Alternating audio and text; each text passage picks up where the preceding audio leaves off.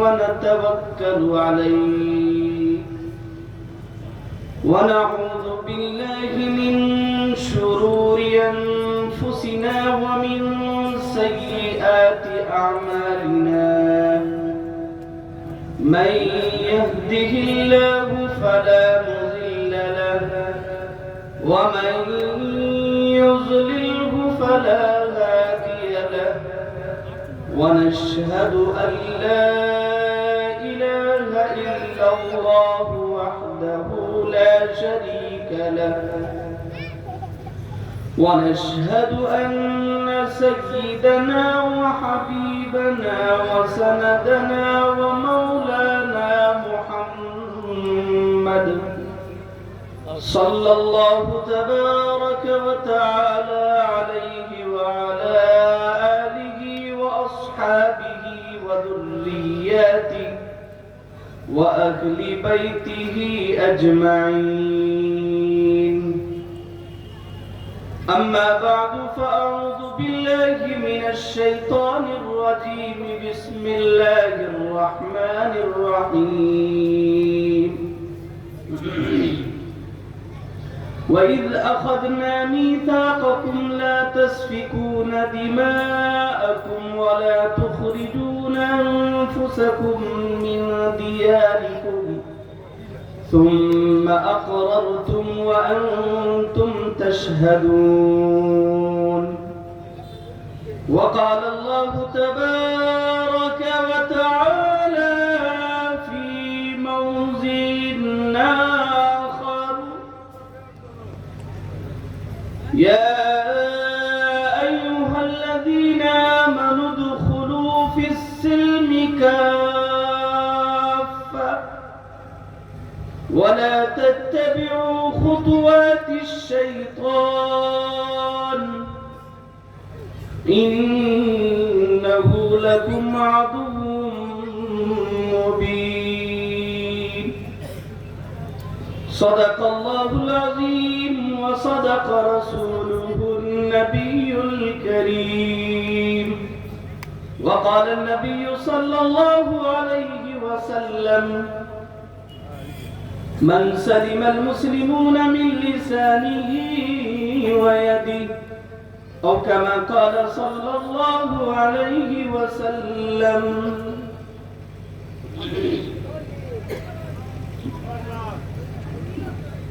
بیان سے قبل اللہ کی بارگاہ میں چند منٹ کے لیے ذکر و اذکار کر لیا جائے. آپ سب راضی ہیں ذکر و اذکار کرنے کے لیے؟ ماشاءاللہ. تو میرے ساتھ آپ حضرات بھی پڑھتے رہیے گا. چلیے پڑھیے میرے ساتھ. اللہ اللہ اللہ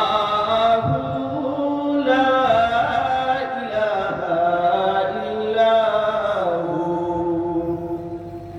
پڑھیے. آواز تو آئی نہیں ہے آپ حضرات. زور سے پڑھیے.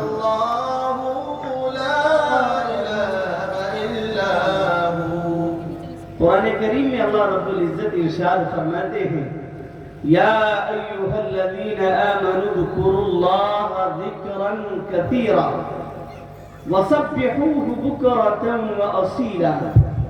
اے ایمان والو اللہ کو خوب یاد کرو اور سنو صبح و شام یاد کیا کرو. اور جو اللہ کو یاد کرتا ہے اللہ انہیں اپنی مجلس میں یاد کرتا ہے. سبحان اللہ سبحان اللہ. اب بتائیے ہم اور آپ یقیناً دنیا کی چھوٹی سی مجلس میں اللہ کو یاد کر سکتے ہیں لیکن اللہ عرش پر بابرکت مجلس میں رحمت کے فرشتوں کے سامنے ان بندوں کا اللہ تذکرہ کرتے ہیں جو بندے صبح و شام ذکر و اذکار میں مشغول رہتے ہیں. بے شک. تو چلیے آج کم از کم ایک رات اللہ کے ذکر و اذکار میں مشغول ہو جائیں گے انشاءاللہ. پڑھیے میرے ساتھ. اللہ اللہ اللہ لا الہ الا ہو. اللہ اللہ اللہ لا الہ بہت سے احباب مولانا یہ سمجھ رہے ہیں کہ اگر یہاں زور سے پڑھیں گے تو گھر میں بیوی کہے گی اچھا جلسے میں تو مولانا کے سامنے بہت زور زور چلا رہے تھے اور ہمارے سامنے بھیگی بھیگی بن جاتے ہو۔ میرے پیاروں، میرے عزیزوں، میرے جگر کے ٹکڑوں، یقیناً آپ اللہ کو زور سے یاد کریں۔ میں دعوے کے ساتھ کہتا ہوں 12 بجے رات کو جب آپ گھر جائیں گے یوں دروازہ مسکرا کر بیویاں کھولیں گی اور آپ کو سینے سے لگائیں گی انشاءاللہ، کیونکہ آپ اللہ کا ذکر کر کے جائیں گے یہاں سے۔ اس لیے زور سے پڑھیں اللہ اللہ اللہ لا الہ الا ہو، اللہ اللہ اللہ لا الہ الا ہو۔ آمنہ نبی کے گلشن میں آئی ہے تازہ بہار، یہ سبحان اللہ۔ آمنہ نبی کے گلشن میں آئی ہے تازہ بہار، پڑھتے ہیں صلی اللہ وسلم آج در و دیوار، نبی جی اللہ اللہ اللہ لا الہ الا ہو، اللہ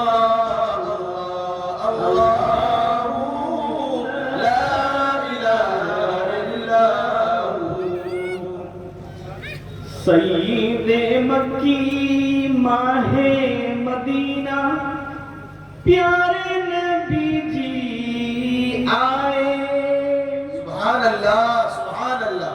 سید مکی ماہ مدینہ پیارے نبی جی آئے، چھین لیا دل منموہن نے چاند سا ٹکڑا دکھائے، نبی جی اللہ اللہ اللہ لا الہ الا ہو، اللہ اللہ لا الہ الا ہو۔ ہونٹ گلابی ہنستا چہرہ چھترے ہیں منہ سے پھول، سبحان اللہ سبحان اللہ۔ ہمارے نبی کے ہونٹ گلابی اور ہنستا ہوا چہرہ، نعرہ تکبیر تکبیر، عبدالعلیم صاحب نقشبندی۔ دشمن بھی دیکھتے ہیں تو یقیناً دل میں بغض ضرور ہوتا، ظاہری بغض ضرور ہوتا، لیکن دل ہی دل میں یہ سوچتے اور یہ کہتے کہ یقیناً اس سے بڑا صادق دنیا میں کوئی نہیں ہے، بے شک بے شک۔ محمد سے بڑھ کر امین دنیا میں کوئی نہیں ہے، بے شک۔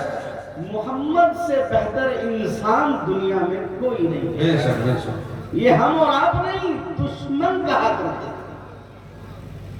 ہونٹ گلابی ہنستا چہرہ چھترے ہیں منہ سے پھول، نور کا پتلا چاند سا ٹکڑا حق کا پیارا رسول، نبی جی اللہ اللہ اللہ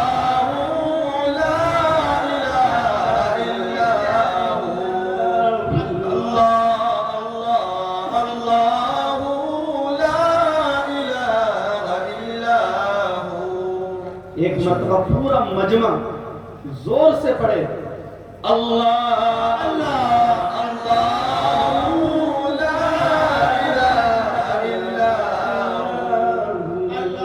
اللہ اللہ اللہ لا الہ الا۔ آخری مصرع پڑھتا ہوں، غور کیجیے گا۔ جبریل آئے جھولا جھلائے، سبحان اللہ، لوری دے رحمان. سبحان اللہ سبحان اللہ. جب جناب محمد رسول اللہ صلی اللہ علیہ وسلم دنیا میں تشریف لائے، آپ کی ولادت باسعادت ہوئی، تو حضرت آمنہ جس طرح دنیا کی ماؤں کا حال ہے، اسی طرح حضرت آمنہ کے ذہن و دماغ میں یہ بات آ رہی تھی کہ کاش آج محمد کے والد حضرت عبداللہ ہوتے. سبحان اللہ. تو طرح طرح کے کھلونا لاتے، لوری گاتے، سینے سے لگاتے. غیب سے ندا آتی ہے، اے آمنہ یہ میرا محبوب ہے، یہ میرا بندہ ہے، یہ میرا رسول ہے. سنو، میں اس کا خالق مالک، میں اس کا معلم، میں اس کا پرورش کرنے والا، میں محمد کا سب کچھ ہوں. محمد کو کسی کی ضرورت نہیں ہے. بے شک بے شک. اللہ اکبر. ماشاءاللہ. اسی کو علامہ اقبال سہیل اعظمی نے کیا ہی خوب کہا ہے کہ کتاب فطرت کے سرورق پہ جو نام احمد رقم نہ ہوتا تو نقش ہستی ابھر نہ سکتا، وجود لوح و قلم نہ ہوتا، یہ محفل کن فقہ نہ ہوتی، جو وہ امام امم نہ ہوتا، زمین نہ ہوتی، فلک نہ ہوتا، عرب نہ ہوتا، عجب نہ ہوتا، غرضے کی ہمارے نبی نہ ہوتے تو کچھ بھی نہ ہوتا. بے شک بے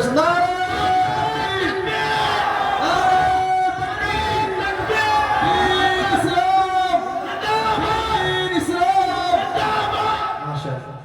جبریل آئے جھولا جھلائے، سبحان اللہ. لوری دے رحمان. سبحان اللہ سبحان اللہ. سو جا سو جا رحمت عالم، میں تجھ پہ قربان. جی جی اللہ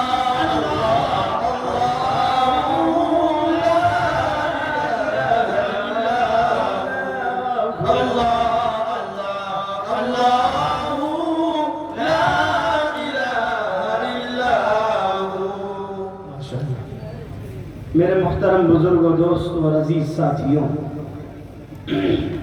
اس عاجز کا آنا اڑیشہ کے مادر علمی جامعہ اسلامیہ مرکز العلوم سونگڑا کٹک اڑیشہ سے ہوا ہے.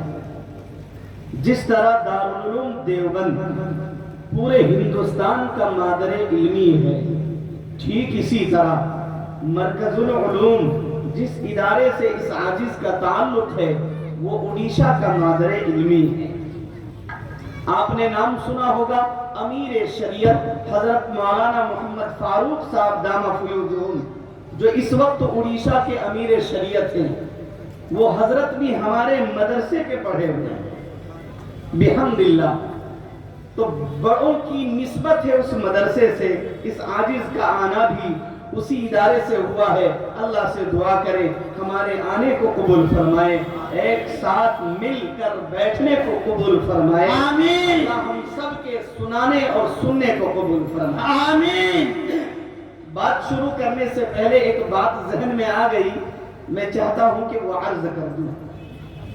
میں دیکھ رہا تھا اور بار بار حضرت قاری صاحب دامہ فیوضہم بار بار واٹس ایپ کر رہے تھے مجھے، کبھی کچھ کبھی کچھ. لیکن میں یہ دیکھ رہا تھا کہ وہاں کے نوجوان، وہاں کے بڑے، ہم سب کے مربی مشفق کرم فرما، سب کی لگن تھی اس جلسے کو کامیاب بنانے میں.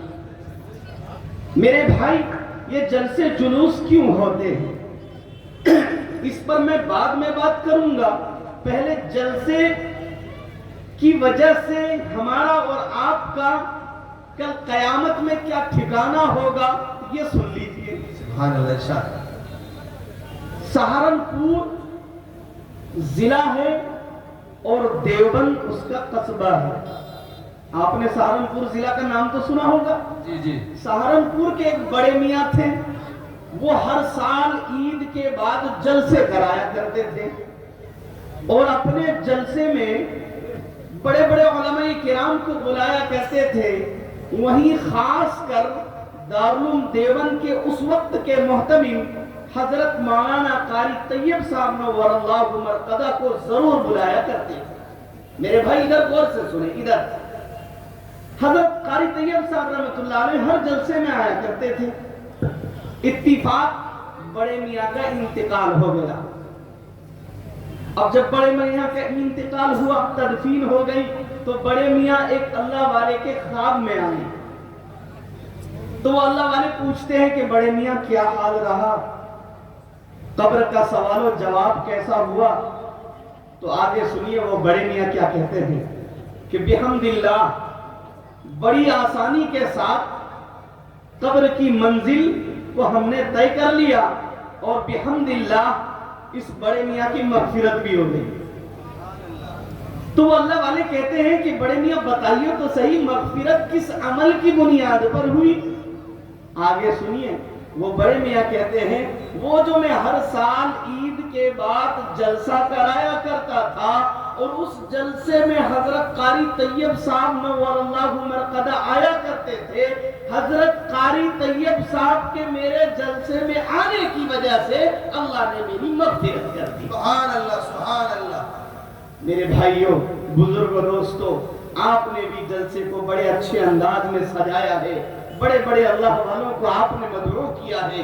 علاقے کے اللہ والے موجود ہیں. ہم یہ سمجھتے ہیں کہ علاقے کے چھوٹے مولانا ہوتے ہیں, نہیں, علاقے کے مولانا بڑے مولانا ہوتے ہیں. یہ چیز ذہن میں رکھیے گا. اس لیے کہ آپ کی قرآن کی آیتیں درست کرتے ہیں, التحیات درود شریف درست کرتے ہیں. اس لیے پہلے ان علماء کرام کی آپ قدر کیا کریں جو آپ کے علاقے کے علماء ہیں. اس لیے کہ ایک بات اور بتاتا چلوں میرے بھائی بزرگوں, دوستوں, قیامت کا میدان ہوگا, اللہ رب العزت والجلال کا ارشاد ہوگا, او میرے بندو ذرا بتاؤ تو صحیح, کوئی ایک ایسی نعمت ہے جو تمہیں عطا کرنی ضروری ہو؟ سارے جنتی یہ کہیں گے نہیں نہیں, ہمیں جنت عطا کر دی گئی ہے, آپ کے فضل سے ہمیں جنت ملی ہے, اب کسی نعمت کی ضرورت نہیں ہے, ہمیں کسی نعمت کی چاہت اور خواہش نہیں ہے. اللہ کہے گا او میرے پیارو, ایک نعمت اب بھی باقی ہے, جاؤ اپنے اپنے علاقے کے علماء کے پاس اور ان سے دریافت کرو کہ وہ نعمت کون سی ہے. چنانچہ جنتی لوگ اپنے اپنے ائمہ کرام کے پاس جائیں گے, اپنے اپنے علاقے کے علماء کے پاس جائیں گے, اور یہ کہیں گے کہ حافظ صاحب, مولانا صاحب, آپ میرے امام تھے, ذرا بتائیے تو صحیح, جنت تو اللہ کے فضل سے مل گئی, بحمد اللہ ساری خواہشیں پوری ہو گئی, اب کوئی چاہت نہیں باقی, لیکن اللہ کا فرمان ہے اب بھی ایک نعمت باقی ہے.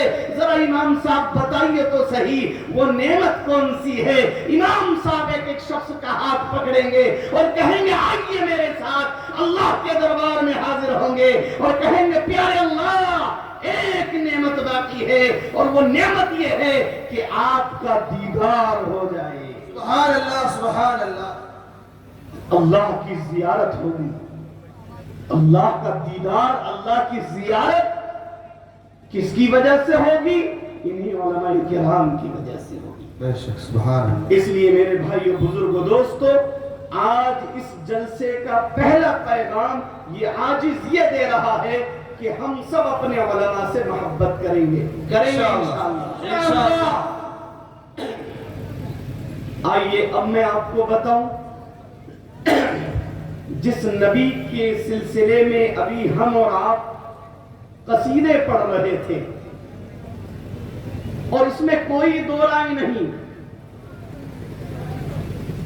یورپ کا ایک رائٹر, ایک محرر, ایک کتاب لکھنے والا, وہ جب کتاب لکھنا شروع کرتا ہے تو کتاب کا نام, یہ ٹائٹل میں کتاب کا نام یہ دیتے ہیں کہ دنیا کا سب سے بہترین انسان کون ہے.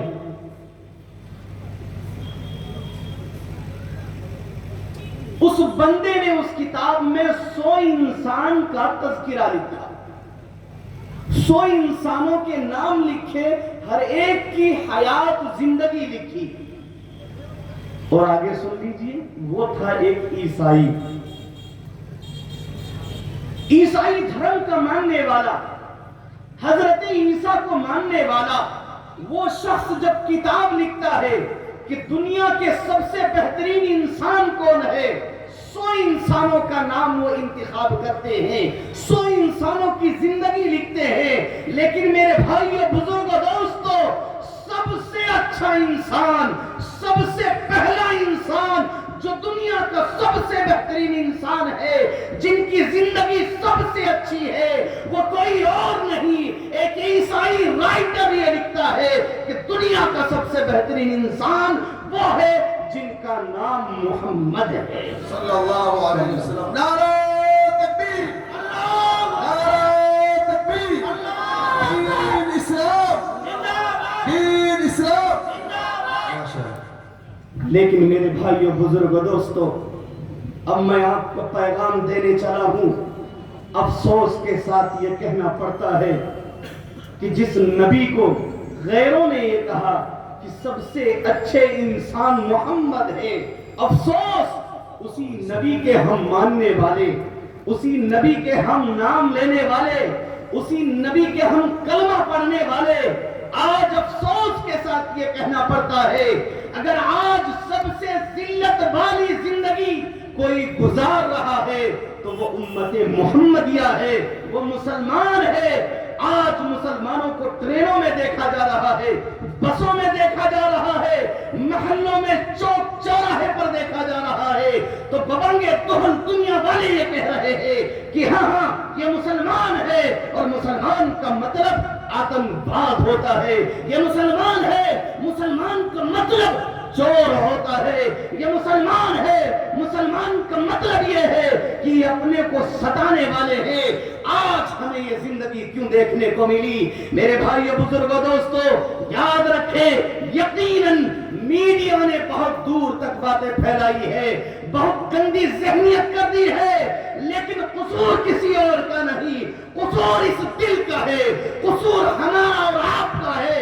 افسوس یہ ہے کہ جس نبی کے ہم نام لینے والے ہیں، آج اس نبی کی ایک سنت بھی ہماری زندگی میں موجود نہیں ہے۔ میرے بھائیوں،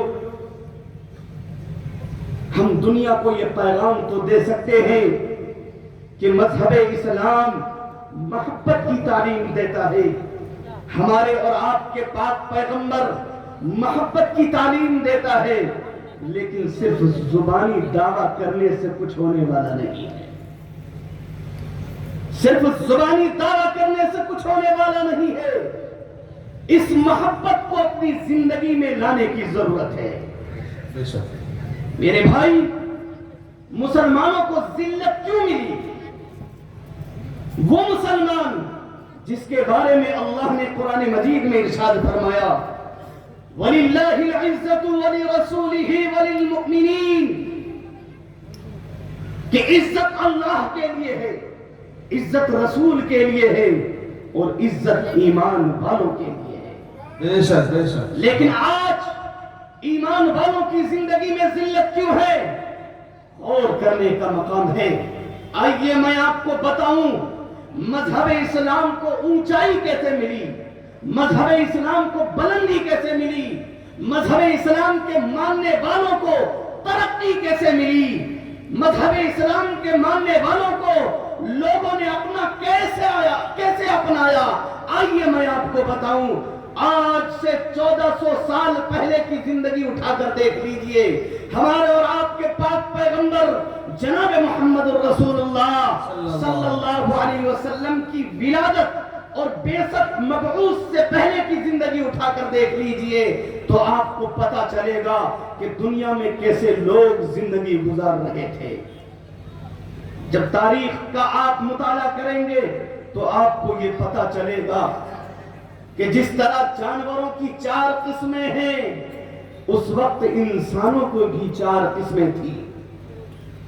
وہ بظاہر انسان تھے، لیکن حقیقت میں جانوروں سے بدتر زندگی گزارا کرتے تھے۔ یہ انسانیت کی زندگی کب آئی؟ جب ہمارے اور آپ کے پاک پیغمبر آئے۔ آئیے میں آپ کو بتاؤں میرے بھائیوں، بزرگوں، دوستوں، بظاہر انسان لیکن حقیقت میں وہ جانور کیسے تھے؟ اس کو آپ اس مثال سے سمجھیے، جانوروں کی 4 قسمیں ہیں۔ ایک وہ جانور جو قوت کے بلبوتے، طاقت کے بلبوتے، طاقت کے گھمنڈ میں چور ہو کر کمزوروں پر ظلم کیا کرتا ہے۔ کیا آپ نے ایسے جانوروں کو نہیں دیکھا؟ وہ جانور جس کے اندر تھوڑی سی طاقت زیادہ ہو، قوت زیادہ ہو، وہ دوسرے جانوروں پر ظلم کیا کرتے ہیں۔ جس جانور کو دنیا شیر، چیتا اور بھیڑیے کہا کرتی ہے، یہ شیر، چیتا جانور وہ جانور ہے جو اپنے سے کمزوروں پر ظلم کیا کرتے تھے۔ اسی طریقے سے دوسرا جانور وہ ہے جب اسے بھوک لگتی ہے تو وہ اپنی اولاد کو کھا لیا کرتے ہیں، اپنی اولاد کے ذریعے اپنی بھوک مٹاتے ہیں اور اپنی پیاس مٹاتے ہیں۔ وہ جانور کوئی اور نہیں جسے ہم اور آپ کتیانی اور سورنی کہتے ہیں۔ یہی کتیانی اور سورنی جب بچہ دیتی ہے اور بھوک سے بلبلا اٹھتی ہے، پیاس لگتی ہے، کمزور ہو جاتی ہے، تو کچھ نہیں ملتا کھانے کو تو اپنی اولاد کو کھا لیتی ہے۔ ایسے جانور کو کتیانی اور سورنی کہا جاتا ہے۔ میرے بھائیوں، بزرگوں، دوستو، ٹھیک اسی طرح ایک وہ جانور ہے جسے کھانے میں کوئی مزہ نہیں، نہ پیاس بجھانے میں کوئی مزہ، لیکن دوسروں کو تکلیف دینے میں اسے بڑا مزہ آتا ہے۔ وہ کون ہے؟ وہ سانپ اور بچھو۔ ماشاءاللہ، وہ سانپ اور بچھو۔ سانپ ڈنک کے ذریعے سے دوسروں کو تکلیف دیتا ہے، جبکہ ڈنک مارنے سے نہ اس کی بھوک مٹتی ہے نہ پیاس مٹتی ہے۔ ٹھیک اسی طرح بچھو کا حال ہے۔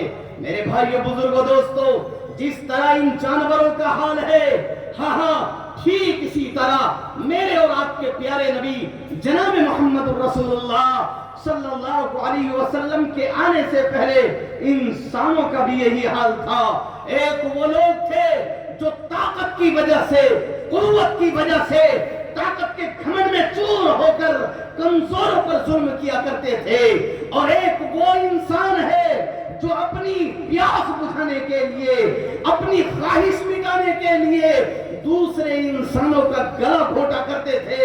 چنانچہ آپ روم امپائر کی تاریخ پڑھیے تو آپ کو پتا چلے گا اس وقت کے شہزادے اور شہزادیاں، اس وقت کے راجا رانیاں، جب اسے کوئی خواہش مٹانے ہوتی، جب اسے کوئی چاہت ہوتی، تو وہ شہزادے اور شہزادیاں یہ کہا کرتی کہ سنو، آج کی رات ایک محفل قائم کرو۔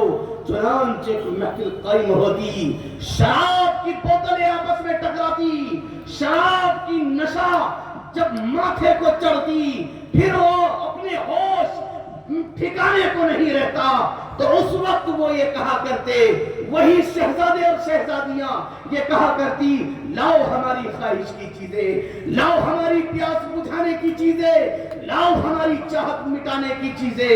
چنانچہ تاریخ میں یہ بات ملتی ہے کہ اس وقت کمزور لوگوں کو لایا جاتا، دو کمزور شخص کو لایا جاتا، اس پر مٹی کا تیل چھڑکا جاتا، آگ جلائی جاتی، وہ دونوں تڑپ تڑپ کر مرتے رہتے، اور یہ شہزادے اور شہزادیاں مست ہو جایا کرتی تھی، اپنی خواہش مٹایا کرتی تھی، اور یہ کہتی تھی کہ ہاں ان کے تڑپنے سے میرے دل کو سکون مل رہا ہے، ان کے سسکنے سے میرے دل کو چین و قرار مل رہا ہے۔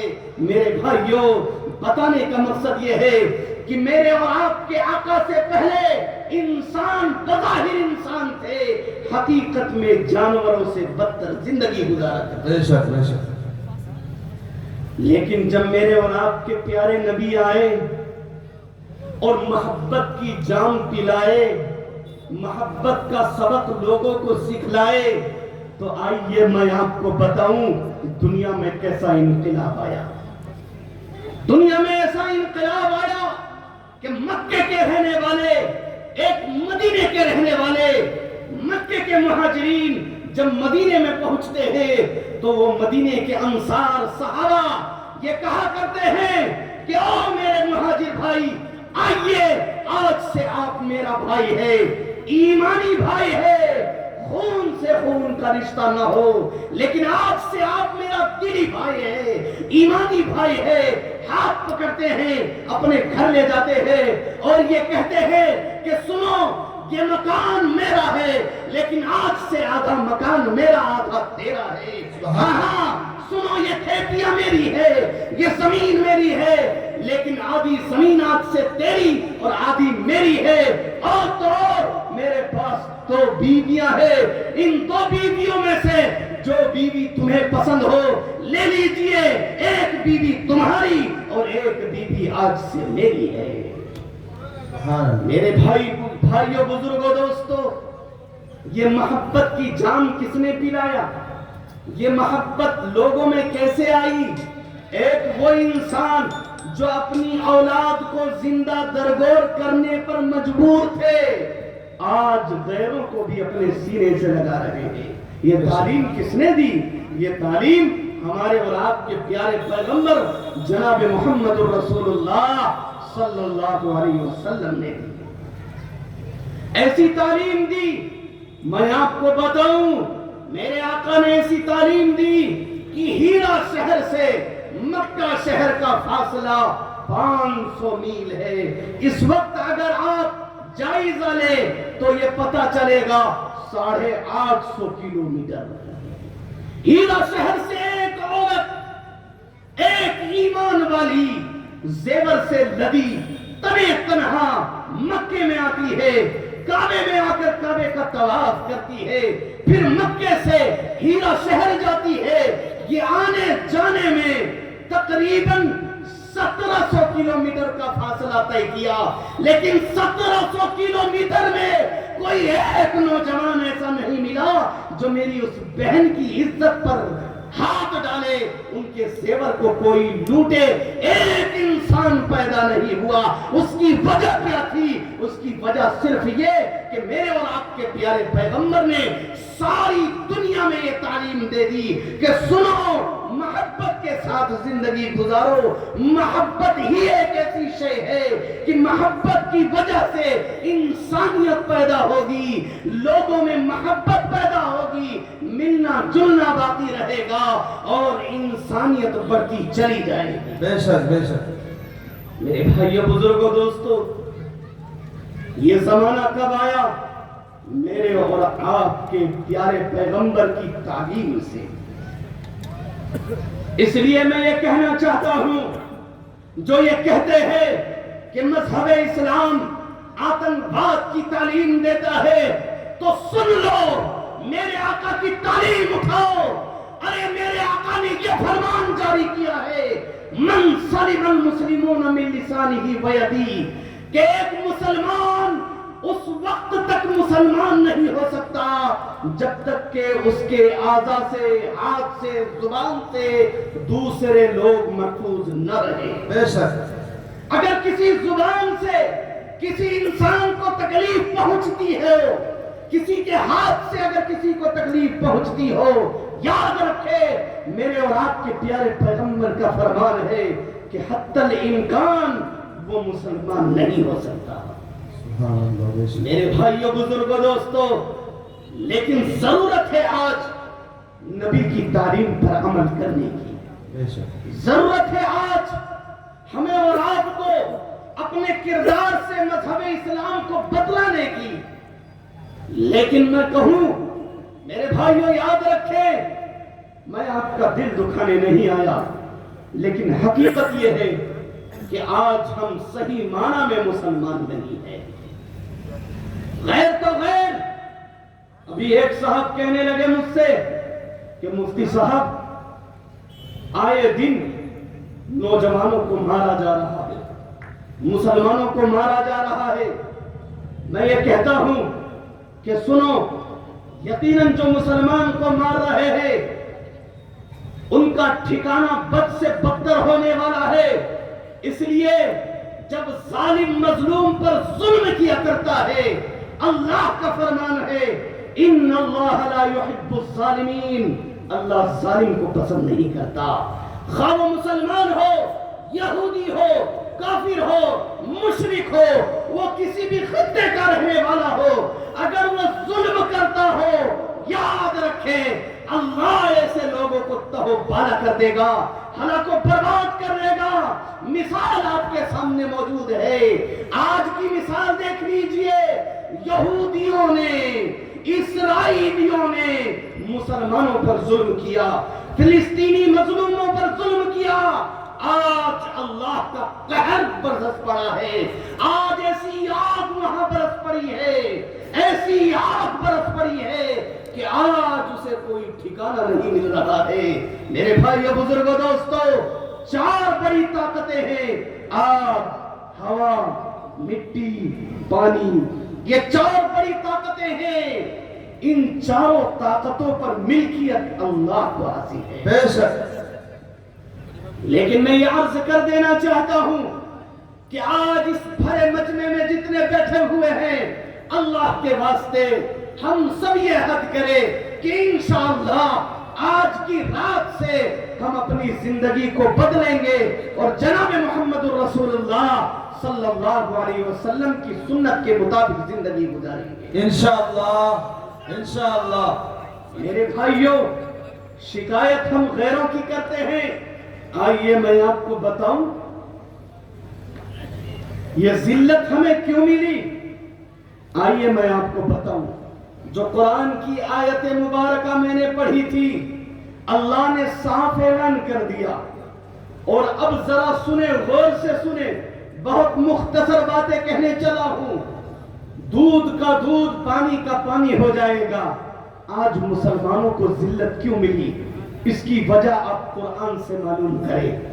اللہ نے قرآن مجید میں کم و بیش 6666 آیتیں نازل فرمائی۔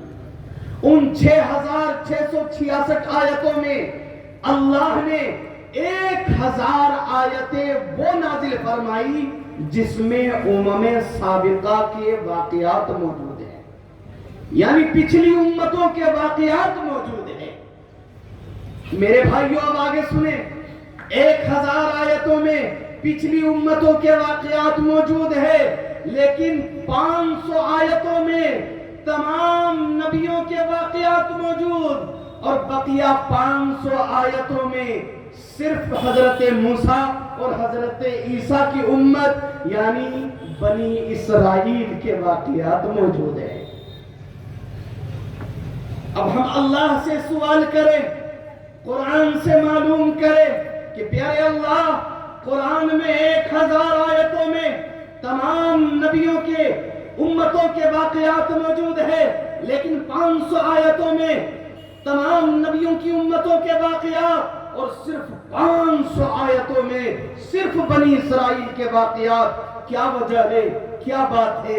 آئیے ہمارے اور آپ کے پیارے پیغمبر جناب محمد رسول اللہ صلی اللہ علیہ وسلم کا فرمان ہے، سنو، بنی اسرائیل کے 500 واقعات، 500 آیتوں میں جو واقعات موجود ہے، اس کی وجہ یہ ہے کہ تاکہ بنی اسرائیل کے واقعات کو پڑھ کر امت محمدیہ سبق حاصل کرے۔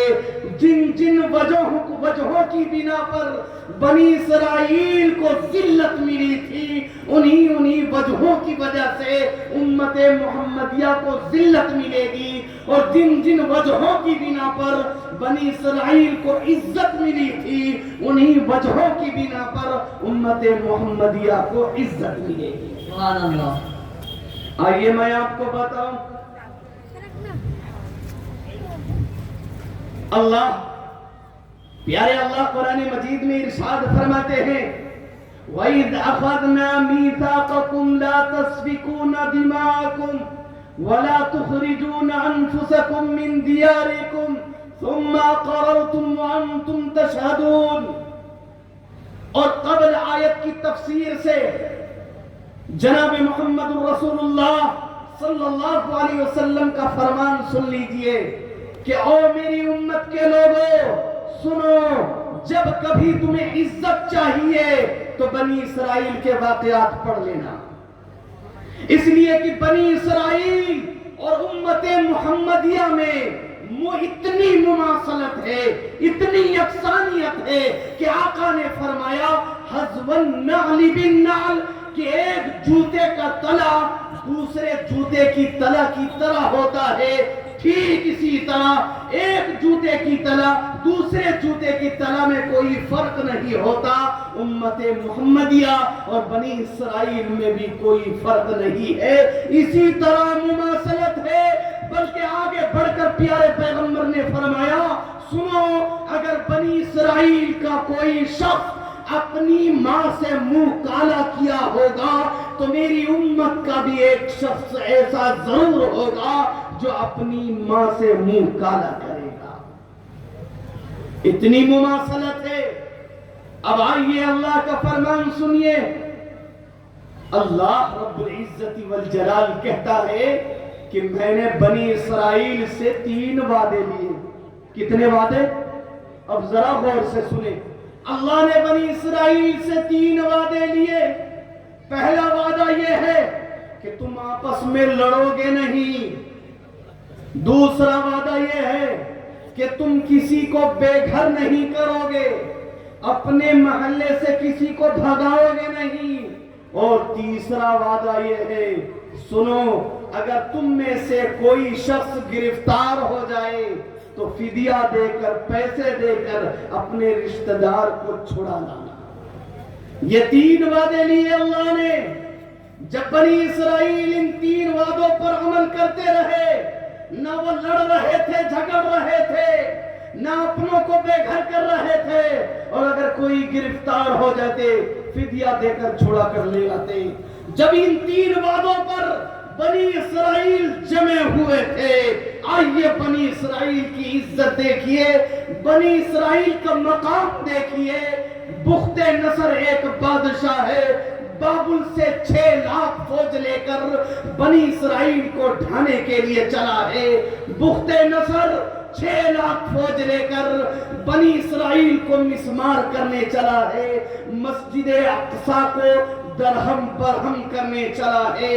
بخت نصر نے 6 لاکھ فوج کے ذریعے سے بنی اسرائیل کا مسجد اقصی میں احاطہ کر لیا، بنی اسرائیل کا احاطہ کر لیا۔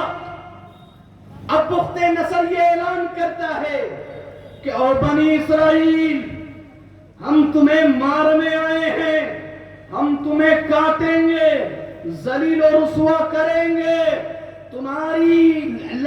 تمہاری عورتوں کے ساتھ عزت لوٹیں گے، تمہاری عورتوں کو مسمار کریں گے۔ اور سنو، جس اللہ کے گھر پر تم اللہ کی عبادت کرتے ہو، اس مسجد اقصی کو ہم ڈھا کر رہیں گے، شہید کر کے رہیں گے۔ بنی اسرائیل بیچارے مسجد اقصی میں اللہ کی عبادت کرنے کے لیے آئے ہیں، وہ لڑنے نہیں آئے، نہ ان کے پاس ہتھیار ہے، نہ کوئی ارادہ۔ اب بنی اسرائیل کرے تو کیا کرے؟ میرے بھائیوں ذرا غور سے سنیں۔ بنی اسرائیل نے اللہ کی جانب ہاتھ اٹھایا، کہنے لگا ربا، اے میرے اللہ، آپ کے علاوہ کوئی پرسان حال نہیں، آپ کے علاوہ کوئی نہیں۔ یہ 6 لاکھ کی فوج ہمیں مسمار کرنے کے لیے آئی ہے، پیارے اللہ مدد فرما دیجئے، نصرت فرما دیجئے۔ اللہ کی مدد آ جاتی ہے۔ ان تنصروا اللہ ینصرکم ویثبت اقدامکم، اگر تم اللہ کی مدد کرو گے اللہ بھی تمہاری مدد کرے گا۔ اور اللہ کی مدد کیا ہے؟ کہ اللہ کے وعدوں پر جمے رہنا۔ بنی اسرائیل اللہ کے وعدے پر جمے ہوئے ہیں، وہ اللہ کی بارگاہ میں ہاتھ اٹھاتے ہیں، دعائیں قبول ہو جاتی ہے۔ اللہ چڑیوں کا فوج بھیجتا ہے، اور ہر چڑیوں کی زبان پر ایک پتھر ہوا کرتا ہے، اور ایک ایک کنکری کے ذریعے، پتھر کے ذریعے 6 لاکھ فوج کو اللہ تباہ و برباد کر دیتا ہے۔ مولانا علیم قاسمی صاحب 6 لاکھ فوج تباہ و برباد صرف ایک دعا سے۔ میرے بھائیوں لیکن 6 لاکھ میں 6 لوگ بچ گئے، ان میں بخت نصر بھی تھا۔ ان 6 کو بنی اسرائیل نے قید کر لیا اور صبح سویرے ہر ایک کے دروازے پر ان 6 کو پیش کرتا اور یہ کہتے کہ کہو ہم اللہ کے گھر کو ڈھانے آئے تھے، اللہ کے بندوں کو مارنے آئے تھے، لیکن اللہ نے ہمیں رسوا کر دیا۔ بخت نصر ہر گھر میں جا جا کر کے یہ کہہ رہا تھا کہ اللہ نے ہمیں ذلیل و رسوا کر دیا۔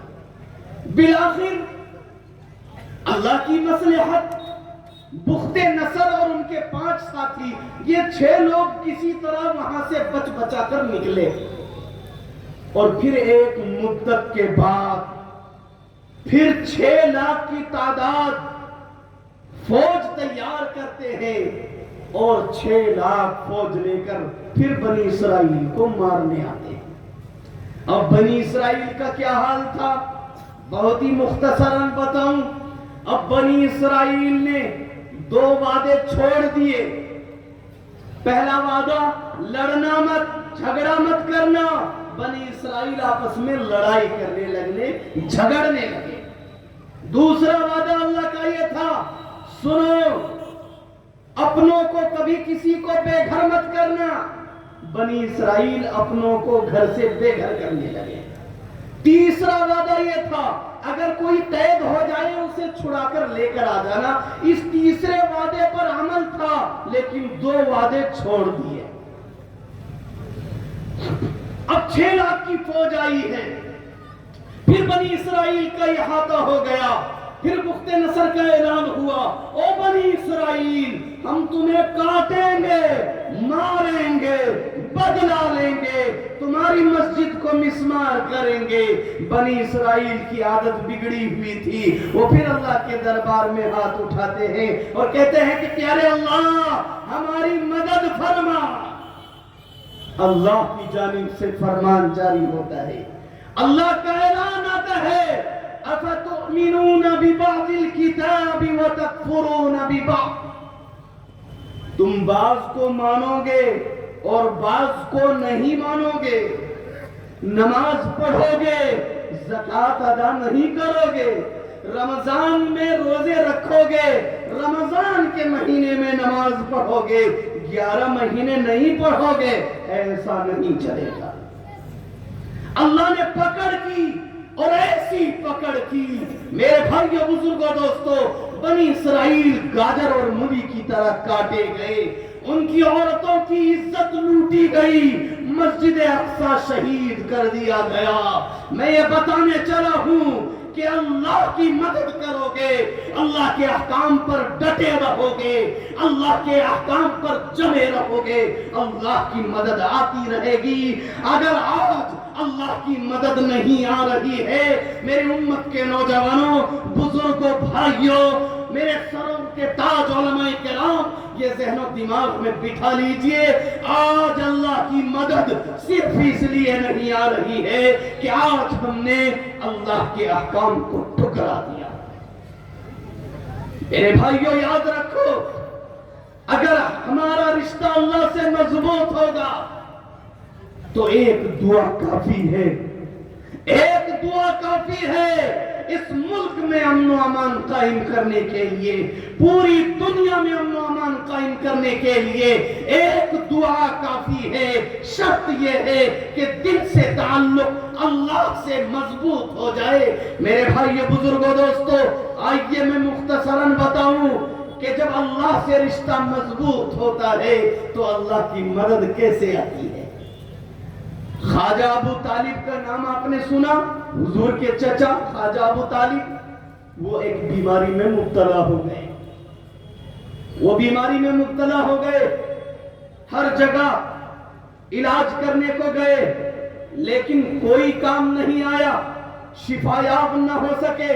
بالآخر اپنے بھتیجے محمد صلی اللہ علیہ وسلم کو کہتے ہیں، اے بھتیجے آپ ہی اپنے اللہ سے دعا کر دیجئے، اے بھتیجے آپ ہی اپنے اللہ سے دعا کر دیجئے۔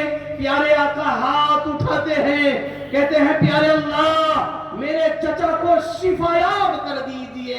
ادھر زبان کھولنی تھی, ہاتھ اٹھانا تھا, اللہ کی جانب سے مدد آئی اور خواجہ ابو طالب شفایاب ہو گئے. خواجہ ابو طالب کہتے ہیں کہ بھتیجے آپ کا اللہ تو بہت جلدی سن لیتا ہے. حضور کہتے ہیں کہ جو اللہ کی سنتا ہے اللہ ایسے لوگوں کی ایسے ہی سنتا ہے. جو اللہ کی سنتا ہے اللہ ان لوگوں کی سنتا ہے. مختصراً بتا کر رخصت ہوں. بغداد کا واقعہ, ایک بادشاہ, ان کو لمبی عمارت بنانے کی ضرورت پڑ گئی, لیکن بیچ میں ایک بڑھیا کی جھوپڑی آ رہی تھی. گورنر گئے, بڑھیا سے کہنے لگے بادشاہ لمبی عمارت بنائیں گے, بیچ میں آپ کی جھوپڑی آ رہی ہے, آپ جھوپڑی خالی کر دیجئے, آپ جس جگہ کہیں گی بڑی سے بڑی عمارت بنا کر, مکان بنا کر آپ کو دے دیا جائے گا. لیکن پرانے لوگوں کو اپنے گھروں سے بے انتہا محبت ہوتی ہے, اپنی پرانی زمین سے بے انتہا محبت ہوتی ہے. وہ بڑھیا بھی کہنے لگی میری جھوپڑی صحیح سالم رہنے دو, مجھے عمارت کی ضرورت نہیں, مجھے اسی جھوپڑی کی ضرورت ہے اور اسی جگہ جھوپڑی کی ضرورت ہے. بلاخر بڑھیا وہ بیچاری کہیں مہمان پر گئی, بادشاہ سلامت کو پتہ چلا. بادشاہ نے کہا کہ بڑھیا کے گھر اجاڑ دو, جھوپڑی اجاڑ دی گئی, بڑی سی لمبی عمارت تعمیر کر دی گئی. وہ بیچاری بوڑھیا آتی ہے, دیکھتی ہے, بھری نظروں سے تلاش کرتی ہے میری جھوپڑی کہاں گئی, جھوپڑی نہیں مل رہی ہے. بلاخر بوڑھیا کو پتا چلتا ہے کہ بادشاہ نے جھوپڑی اجاڑ دیا, لیکن بوڑھیا کا تعلق اللہ سے مضبوط تھا. اب بوڑھیا کی دعا سنیے. وہ بوڑھیا کہتی ہے کہ پیارے اللہ, مصلی بچھاتی ہے, 2 رکعت پڑھتی اور یہ کہتی ہے کہ پیارے اللہ میں تو ایک کمزور بندی, میں تو ایک کمزور بوڑھی, میں تو سفر پر گئی ہوئی تھی, بادشاہ نے میری جھوپڑی اجاڑ دیا, لیکن پیارے اللہ آپ بتائیے تو صحیح, آپ تو اللہ ہے, آپ کہاں گئے ہوئے تھے.